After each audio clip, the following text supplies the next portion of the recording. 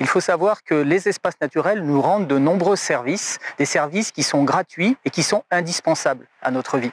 Alors parmi ces services, on peut penser à tout ce qui touche au cycle du carbone, au cycle de l'air, au cycle de l'eau, mais aussi des services comme la pollinisation.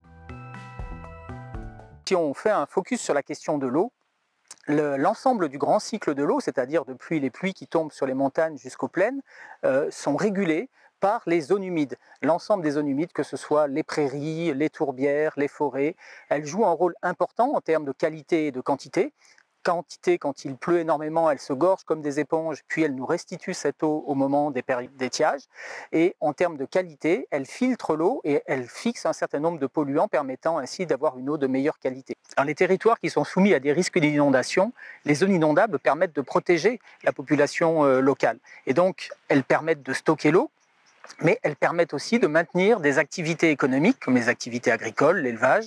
Elles permettent aussi de stocker du carbone et de maintenir des activités récréatives, comme l'observation de la faune ou de la flore. Et ces zones inondables contribuent et sont aussi des solutions fondées sur la nature.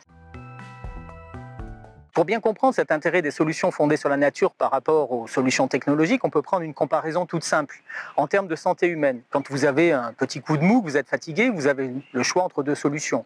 Vous pouvez vous précipiter chez votre médecin ou à la pharmacie et vous faire prescrire des vitamines en gélules.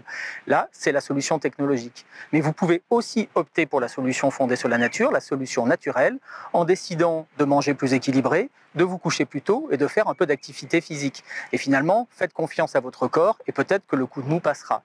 Évidemment, si vous êtes malade, il faudra aller voir le médecin. Il en va de même pour les solutions fondées sur la nature. Pour revenir sur l'exemple d'une zone inondable, quand il s'agit d'empêcher le risque d'inondation, il faut préserver les zones inondables naturelles. Mais si des maisons sont déjà construites dans les zones inondables, alors il y aura nécessité soit de construire des digues pour les protéger, soit de déplacer les maisons. Le grand intérêt des solutions fondées sur la nature, c'est qu'elles sont sans regret, gratuites et à effet multiple.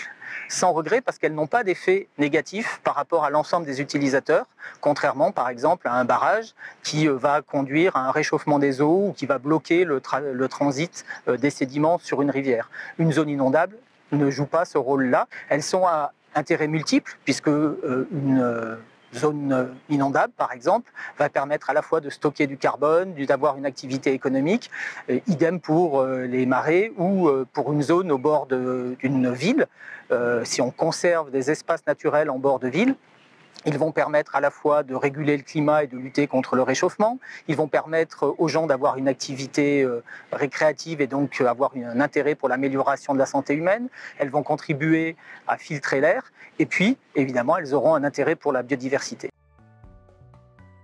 Pour la qualité de vie sur nos territoires et pour mieux préparer l'avenir pour les générations qui y viennent, nous avons intérêt à privilégier au maximum les solutions fondées sur la nature en première approche. Pour autant, il sera peut-être parfois nécessaire de trouver des solutions technologiques.